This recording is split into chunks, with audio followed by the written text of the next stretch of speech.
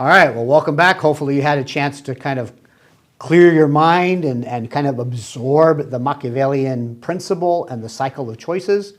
Now I want to look more specifically at sort of like how do we recognize the shift, the change in history from traditional history to modern history, where we're supposed to be focusing on. So let's dive in. So how do we recognize that shift? How do we recognize that division, that divide, so to speak, between what is traditional history and what we call modern history? Well, take a look at this. Take a look at the picture here. This is a traditional history snapshot. Take a look at what is in this picture. How are people living? What things do you see that they are utilizing? Tools, the habitat, the clothing, things of that sort. What about the ethnicity of this group of people? You'll notice that this is single ethnicity. It's a single family. It's a family unit. They're cooking on open fire. Their fuel is fire. Clothing is very basic. It's made out of probably wool or whatever animal is available. It's not very advanced at all. But hold on a minute. Compare this type of picture, this sort of life, with this life. What do you notice in this picture? Because this picture is very, very different. If you look at it, and I'm just going to give, I mean, the obvious ones, you've got a bunch of computers around, so technology has changed. You have coffee cups. You have coffee cups out. Well, where does the coffee come from? Well, you got manufacturing. You got a commercial product now. And it's not local, but it's now global. I can get coffee any place in the world right now. You have telephones and cell phones. Again, communication is rampant. It's very fast, very easy. Look at all the books. Everything is in writing now. We have writing as well as digital in this particular deal. How about the diversity of people groups? There's diversity there. They are all working together. Another indicator that is modern history. This is a modern way of life. These are not things that you would typically find in traditional history. So where then does this shift from, kind of the way we've lived for thousands and thousands of years, I don't want to say tribal, but in some places it would be tribal. It might be sort of migratory. It moves around in groups, but it's usually one ethnic group that's moving around, one family, one clan, not cities. They're out in the open, whereas modern history is more centralized, more advanced technology or technologically. Even the clothing and the mix of people and where they habitate and cohabitate and where do they work. That's all very different. So where is this line? Where is this division? Well, I would like to propose that it's about 1760s. 1760s is where we see this shift.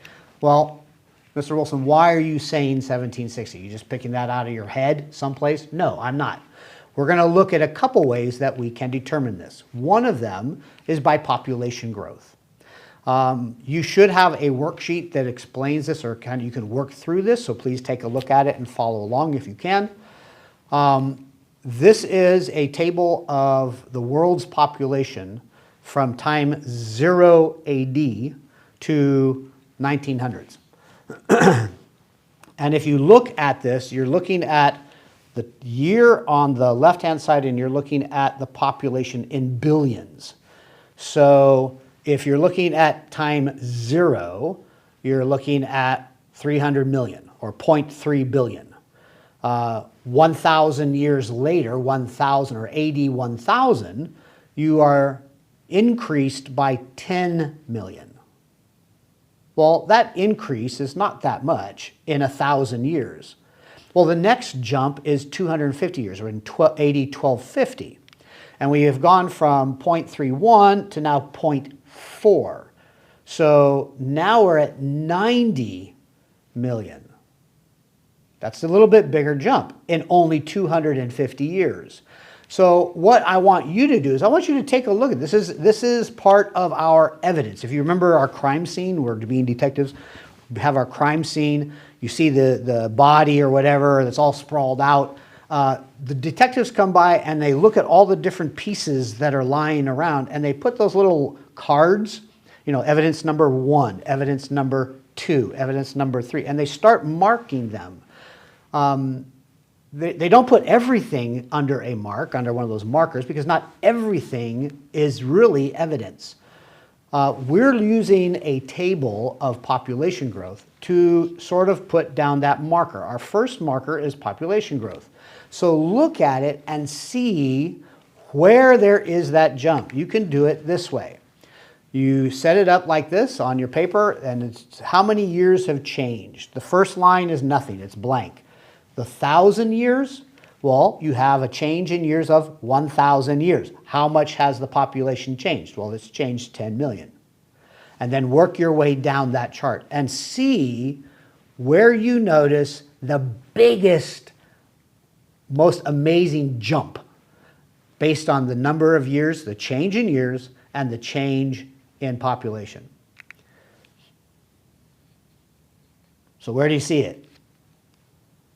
You have 1,000 years change in that first leap. You have 250 in the next one, 250 in the next one, 250 in the next one, and then from 1750 to 1800. That's a 50-year jump. You have 210 million jump. So somewhere between 1750 and 1800, we have a population explosion. And that accounts for a lot. Why is population allowed to explode so much and sustain itself at that time period of history? That comes into this next chart. This is what we would call real usable, like in your pocket kind of thing, income, wealth. If you look all the way back to like 1000 BC, you see this sort of line in wealth is kind of going across like this. It's very, very flat for the most part. Little ripples is all you get. The reason for that is that as population goes up, the availability of food, the availability of medicines and health, the availability of the ability to make an income, those types of things, safety, the environment in which we live becoming, is it safe to, and are we protected? So all of those years, all the way up to where that point is called, where it says the Industrial Revolution, and you start to see that big jump, that takes place right about the 1700s, mid-1700s. That's that turn that goes up. And all of a sudden, there's more food, more medicine, longer lives, people are having more babies, they're able to find better shelter, they're protected better, they're able to make their own income better. They now have a surplus of product and money that they can invest back in. There is this turn. Well, why is that kind of ripple effect for thousands of years and only takes place about the 1750s, 1760s? Reason being is because we've now seen a huge shift. There is an escaping from what Dr. Malthus called the Malthusian trap. Living life was so limited and so dangerous and so challenging for thousands and thousands and thousands of years until about the 1700s, mid-1700s, when we had these huge improvements in commercial development, in military might, in the ability to protect people, in this movement to cities and enclosures and fortresses and medicines and surpluses in foods and clothing and shelter. All these things take place during that dip that starts shooting up. The trap is the keeping of people down, their income, their livelihood down prior to that shift. So when we talk about explain the Malthusian trap, we're talking about the wiggle time, that flat time. If I asked you to explain that, you would have to explain that as population grows, the ability to sustain that population goes down. And so the population, the well-being, the sustainability of people stays at a lower level. It does not excel until about the 1700s, 1750s. So that's another one, that Malthusian trap, that real usable income.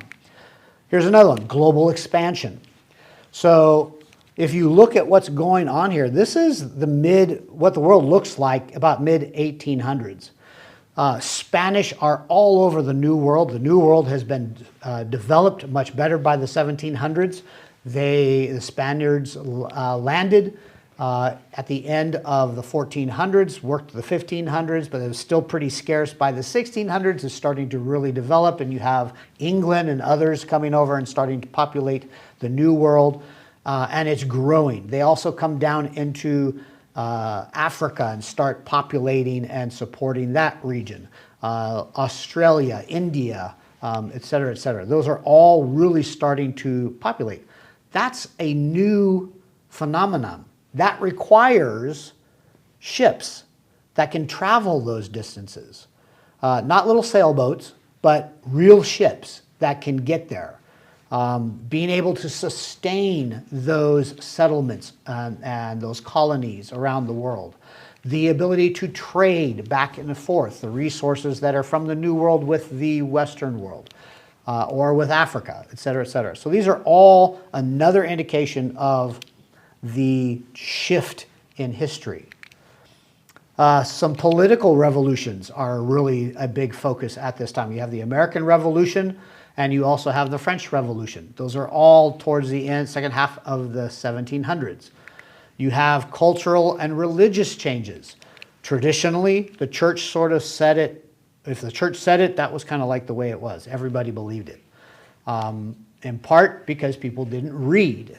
They were not as educated. And the ability to transfer information, share knowledge through printed documents was not really something that was very abundant.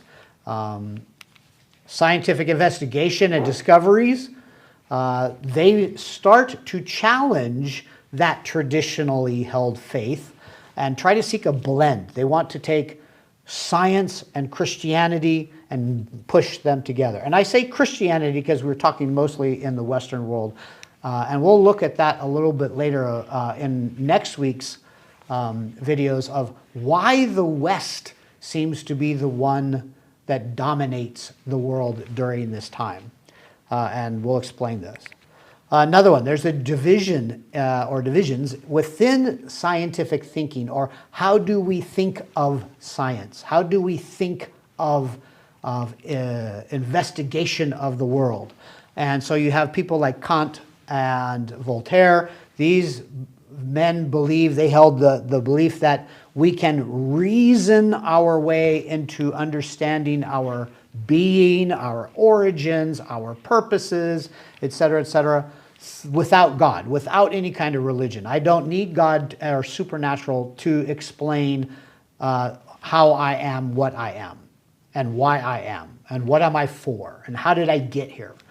Whereas Newton, Isaac Newton, and Francis Bacon, these gentlemen took the other route, and they said, no. We can come to reason, we can come to understand and know things, looking at the world, because it is created by God. And since God is a God of order and intelligence, we should be able to look into the universe and find that order of things, that intelligent design of things. And so you had this division during this time across the 1700s. With this idea of, well, how do we think about science and philosophies and things like that? So you get to the end of this particular part, and we've kind of looked at a whole bunch of stuff. And there's massive amounts of information here, and we haven't really dug deep into anything. But I would still would like to assert that the 1760s, 1750s, right around there, that second half of the 1700s, that's where we see this big shift. It's now visible. We can see it in action. And that's where we're going to start our class. So, coming up next and our last video for this week, we're going to start comparing details, comparing what specifics in tradition compared to what specifics in modern history. So we're going to do a little deeper digging starting our next video. So go take a break, grab a snack. We'll be right back.